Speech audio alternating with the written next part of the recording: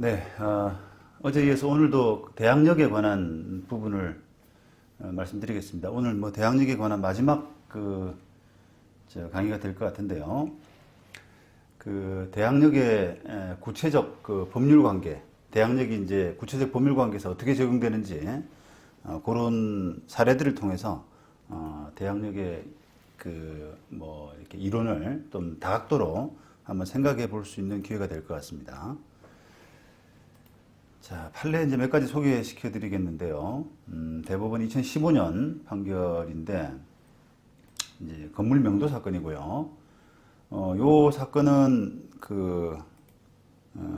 제가 사실 좀 수행을 했는데, 이 사건 원고 대리인을 제가 이제 맡았습니다. 우선 그 사례를 좀 간단하게 설명드리면, 원고가 지금 원래 이제 두 개 호실인데 주인이 같은 주인이었습니다. 그런데 두 개 호실 중에 이제 같은 주인이 한 사람에게 임대를 해가지고 그 임차인이 카센터를 운영을 했었어요. 그런데 임대차 계약은 이제 하나로 쓰고 자기가 같은 주인이니까 만약에 여기서는 이제 B101호, B102호인데 B101호, B102호가 자기 거기 때문에 두 개를 합해가지고 임대차 계약을 이제 하나를 썼거든요. 그래서 임대되던 중에 그 중에서 이제 102호가 경매에 나와버렸어요. 둘 다 안 나오고 아마 101호는 무슨 사연이 있었는지 모르겠습니다만 어쨌든 최종적으로는 102호만 경매 나와서 그거를 이제 의뢰인이 낙찰을 받았습니다. 그래서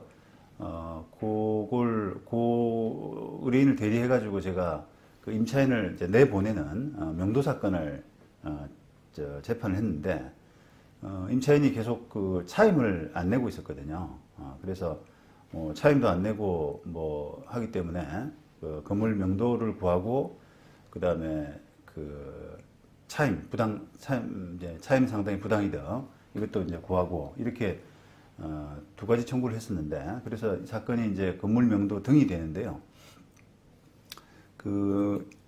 이 사건에서 처음에는 사실 임차인이 별다른 쟁점이 없어 보였습니다. 이 사건은 지금 전혀 대법원에서는 엉뚱한 방향으로 지금 이론이 되어 있는데, 사실은 이제 1, 2심 재판 과정에서 한번 보시면 두 개의 호실을 같은 주인이 한 사람한테 하나의 계약으로 임대를 하다가 그 중에서 이제 하나를 의뢰인이 낙찰을 받게 되고 그 의뢰인이 차임 연체했던 세입자 상대로 나가라고 하는 거니까 어찌 보면은 별다른 어려움이 없는 그런 사건이었어요.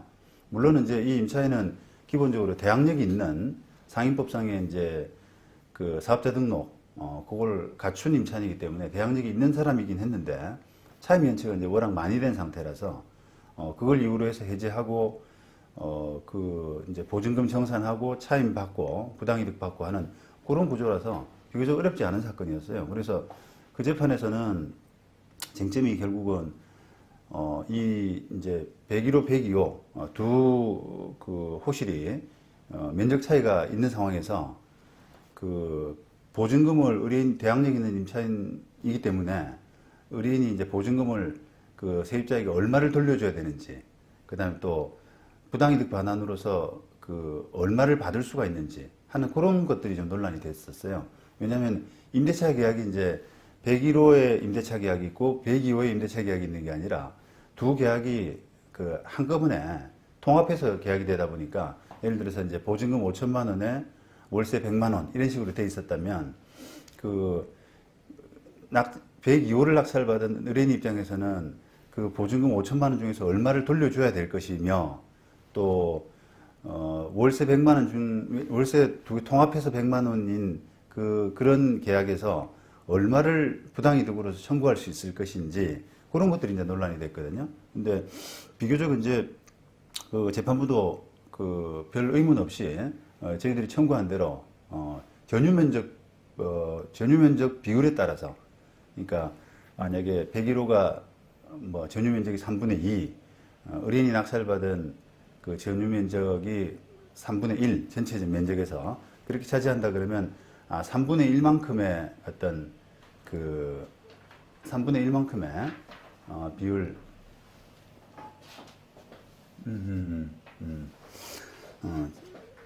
3분의 1만큼의 어떤 그 보증금을 돌려주고 또 반대로 3분의 1만큼의 차임 상당 부당이득을 받고 하는 이제 그런 부분에서 별다른 그 의문이 없이 이제 잘 진행되고 있었거든요.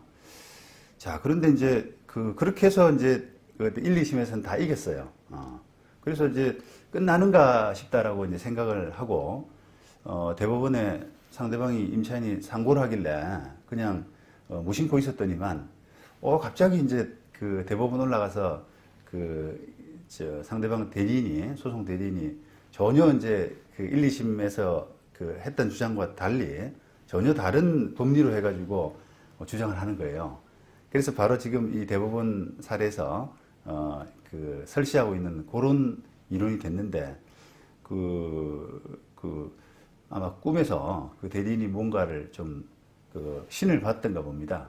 그래서 좋은 아이디어를 꿈에서 얻어가지고 갑자기 1, 2심에서 주장하지도 않던 그런 좋은 아이디어를 대법원에서 이제 주장을 해서 결국은 그 의뢰인이 이제 패소하게 된 최종적으로는 1, 2심에서는 무난히 이겼는데 똑같은 대리인이 3심에서 좋은 아이디어를 내서 결국은 질 수밖에 없는 그런 사건이 됐습니다. 근데 그 사건에서 결국 이제 대항력이라고 하는 부분 이론과 그 다음에 지금 대법원에서 새로 쟁점이 된 공동 다수의 계약 당사자, 다수의 계약 당사자의 어떤 계약 해지 법리 이런 부분이 이제 문제가 됐었는데요. 한번 보시죠. 지금 이게 이 민법 547조 1항에 보면은 상대방 당사자의 일방 또는 쌍방이 수인인 경우에는 계약의 해지나 해제는 그 전원으로부터 또는 전원에 대해서 해야 된다라고 규정하고 있다 이 말이죠. 그래서 여러 사람이 공동 임대인으로서 임차인과 사이에 하나의 임대차 계약을 체결한 경우에는 민법 547조 1항의 적용을 배제하는 특약이 있다는 등 특별한 사정이 없는 한 공동 임대인 전원의 해지 의사 표시에 의해서 임대차 계약 전부를 해지하여야 한다 이렇게 되어 있단 말이에요. 자, 그런데 이런 법리는 임대차 계약 체결 당시부터 공동 임대인이었던 경우뿐 아니라, 그죠?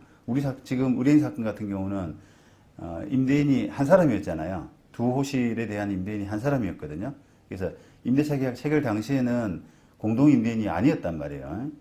그런데 이게 낙찰이 되면서 일부가 양도돼 가지고 이걸 의뢰인이 취득하면서 일부를 그 임대인의 지위가 승계됨으로써 공동 임대인이 되는 경우에도 이런 법리는 마찬가지다. 이렇게 이제 그 판단을 했거든요. 그래서 이 대항력이라는 이론 때문에 대항력이라는 것 때문에 의뢰인은 그 공동 임대인의 지위에 쏙 들어오게 되잖아요.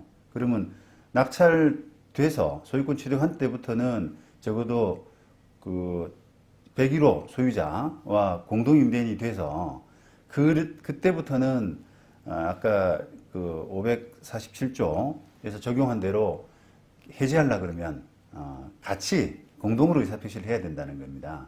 그런데 우리 사건에서는 지금 다른 101호 소유자는 해지를 안 했고 우리만 이제 해지를 한 경우가 됐기 때문에 대법원은 그게 이제 부적법하다.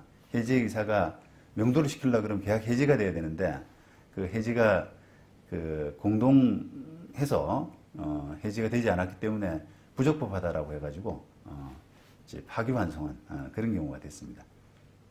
전혀 지금 뭐 그 1심에서 2심에서 논의되지 않았던 그런 부분들이 갑자기 이제 주장되는 바람에 어쩔 수가 없는 그런 케이스였습니다. 자, 그 다음에 2008년도 대법원 사례인데요. 건물 명도 사건이고요. 그 차임 연체 중인 임차인이 차임을 연체하고 있었는데 그런 그 상태에서 원래 건물주가 그 임차인 나가라고 소송을 했는데 명도 소송을 했는데 그 소송 도중에 건물주가 바뀌었어요. 자, 그럴 때 요 이제 그런 경우인데 한번 여러분들이 생각을 해보시면, 자, 우리가 일반적으로 그 임차인 상대로 건물주가 소송하고 있는데 다 명도 소송을 하고 있는데 건물주가 바뀌게 되면은 이게 이제 소송 구조가 이제 어떻게 되는지 하는 그런 부분이 이런 부분을 좀 알아두셔야 되거든요. 예, 이게 바로 이제 승계 참가라고 하는 그런 부분인데 이런 경우에는 그 바뀐 건물주가 이제 사실상 이해관계가 있잖아요. 새로 건물주가 됐기 때문에 그 임차인을 내보낼 수 있는 소유권에 대한 명도 청구 이런 부분 권리가 생기니까 그 임차인이 이해관계인으로서 그 소송에 진행 중인 기존 건물주가 임차인을 상대로 해서 진행 중인 그 소송에 직접 참가하는, 자기가 적극적으로 참가하는 부분을 이제 승계 참가라 그래서 내가 적극적인 표시를 하는 겁니다. 그렇게 해서 이제 참가를 하게 되고요. 또 이 사건하고는 다른데 인수 참가라고 하는 제도가 있거든요. 인수 참가는 어떤 경우냐면은 예를 들어서 반대로 지금 제가 뭐 일반적으로 진행된 사건이죠. 저도 지금 하고 있는 사건입니다만 임차인이 건물주 상대로 이제 보증금 반환 소송을 하고 있는데 갑자기 건물주가 바뀐 거예요. 그러면은 그 바뀐 건물주를 소송에 이제 집어넣으려고 하잖아요.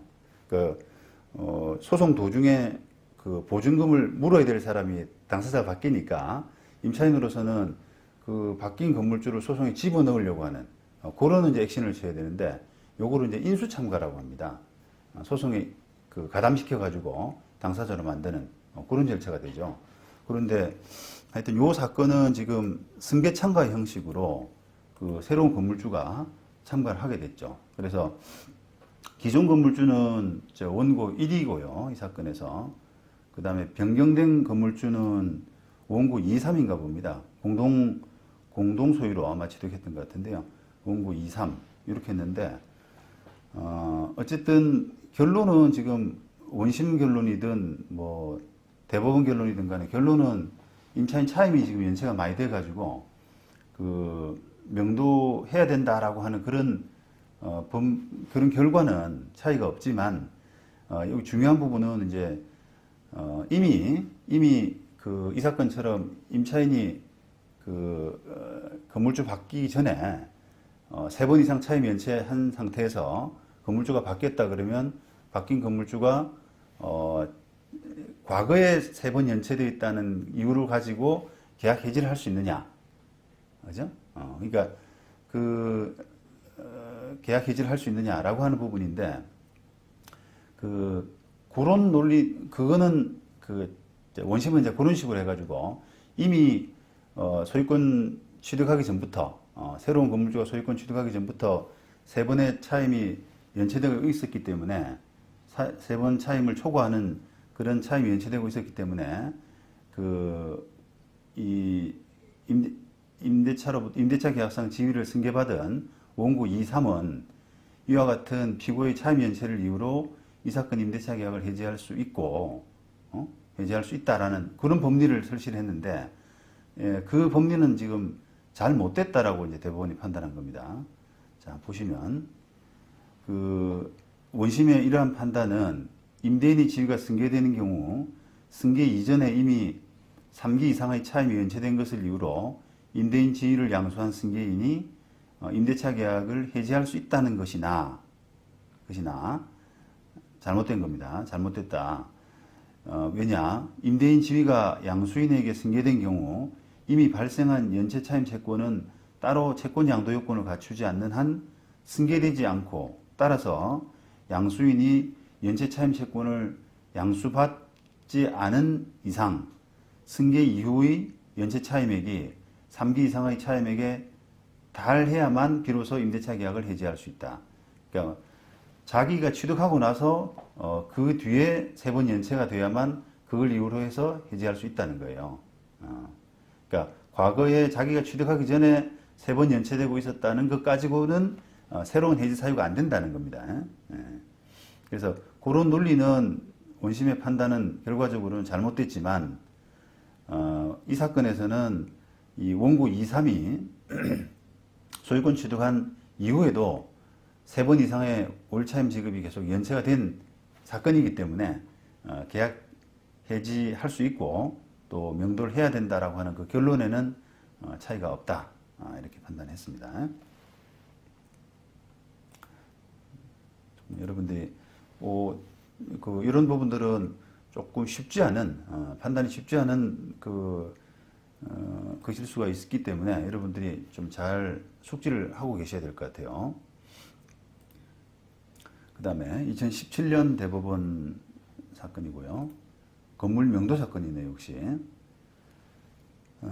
5명의 공유로 해서 피고에게 임대되던 상가 점포가 원고에게 낙찰된 다음에 차임 연체를 이유로 그 명도 소송이 제기된 그런 사건이었습니다. 5사람 공유로 임대되고 있다가 그걸 이제 원고가 낙찰받았죠. 그래서 피고한테 차임 연체됐으니까 나가줘 라고 했는데 워낙 차임 연체가 워낙 많이 된 사건이라 명도해야 된다라고 하는 그런 부분에서는 별 다툼이 없었어요. 자, 그런데 뭐가 다툼이 있었냐라면 뭐 얼마를 정산할 때 이제 액수 그 부분이 다툼이 있었는데 그 피고는 이제 뭐라 주장했냐면 자기 기존 보증금이 2,500이 있다는 겁니다. 2,500이 있는데 그걸 2,500은 너가 그 이제 원고죠. 원고가 대항력 있는 임차인으로서 너가 승계를 했지 않느냐, 임대차 계약을 승계를 했지 않느냐. 그러니까 그거는 다 2,500이 있다는 전제하에서 원고가 취득한 이후에 연체된 부분만 빼고 나한테 돌려줘라, 계산해야 된다. 이런 이제 논리를 했고, 원고 입장에서는 뭔 소리냐, 너는 이미 종전 소유자 때부터 그 차임 연체가 많이 돼가지고 그때부터 이미 보증금이 다 까졌다. 2,500 부분이 그때 과거에 과거 소유자, 기존 소유자의 때부터의 차임 연체를 감안해서 다 계산해가지고 계산해야 된다라고 하는 그런 이제 주장을 다툼이 있었던 겁니다. 주장 서로 간에. 그래서 이제 어떤 부분이 맞냐라고 하는 부분에서 결론적으로는 대법원은 그 원고 주장을 받아들였어요. 그래서 보시면 요 임대차보호법 3조의 대항력이라고 하는 것은 뭐 임대인의 지위를 승계한 것으로 본다라고 하고 있고, 당연히 이제 임대인의 지위를 승계하는 것인데 역시 경매에서도 마찬가지다. 그리고 양수인이 임대인의 지위를 승계하면 양수인은 임차인에게 임대차 보증금 반환 의무를 부담하고 임차인은 양수인에게 차임 지급 의무를 부담한다. 그러나 임차 건물의 소유권이 이전되기 전에 이미 발생한 연체 차임이나 관리비 등은 별도의 채권 양도 절차가 없는 한 원칙적으로 양수인에게 이전되지 않고 임대인만이 임차인에게 청구할 수 있다고 보아야 한다. 차임이나 관리비 등은 그 임차 건물을 사용한 대가로서 임차인에게 임차 건물을 사용하도록 할 당시에 소유자 등 처분 권한 있는 자에게 귀속된다고 볼 수 있기 때문이다. 그죠? 여기까지는 뭐 맞는데, 하지만 그냥 당연 공제된다는 거예요. 별도 의사 표시 없이. 결론은. 자, 임대차 보증금의 성격이라는 것이 임대차 계약 종료 후 목적물을 임대인에게 명도할 때까지 발생하는 임대차에 따른 임차인의 모든 채무를 담보한다. 따라서 이러한 채무는 임대차 관계 종료 후 목적물이 반환될 때 특별한 사정이 없는 한 별도 의사 표시 없이 보증금에서 당연히 공제된다. 이렇게 했습니다. 그죠? 그래서 임차 건물의 양수인이 건물 소유권을 취득한 후 임대차 관계가 종료되어 임차인에게 보증금을 반환해야 하는 경우에 임대인의 지위를 승계하기 전까지 발생한 연체 차임이나 관리비 등이 있으면 이는 별도 특별한 사정이 없는 한은 임대차 보증금에서 당연 공제된다고 봐야 된다라고 했어요.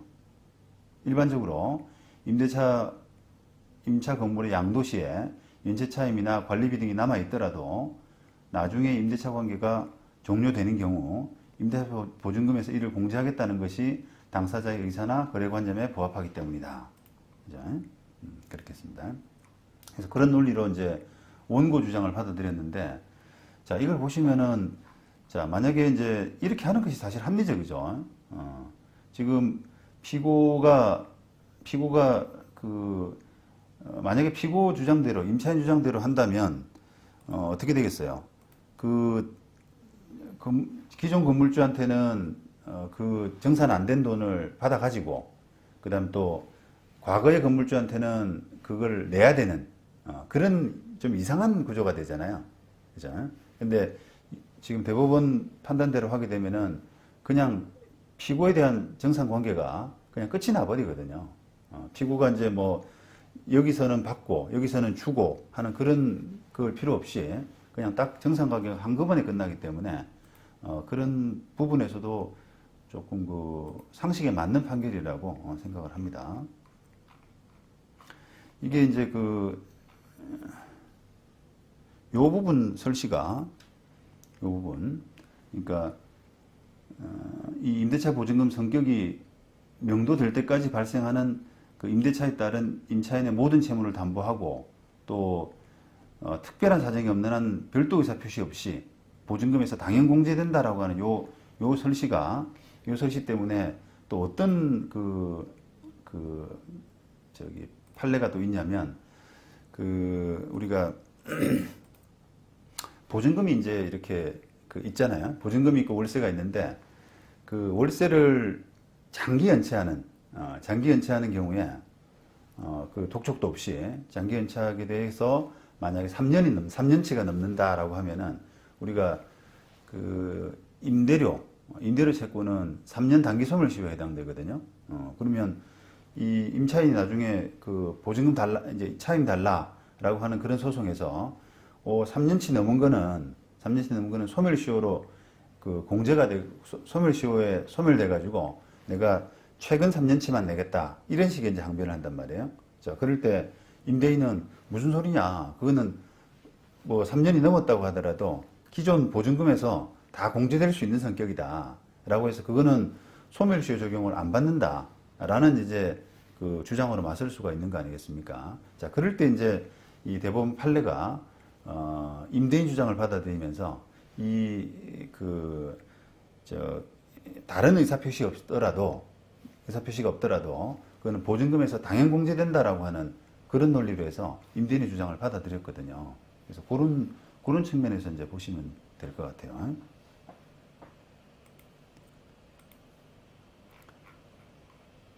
그래서 그렇게 해서 이제 정산을 했다라고 하는 겁니다. 네, 판결은 상당히 긴데 이제 그런 취지입니다. 그래서 이게 좀 간명하게 대법원 판단은 계산을 좀 간명하게 한 그런 좀 합리적인 결론이다라고 하는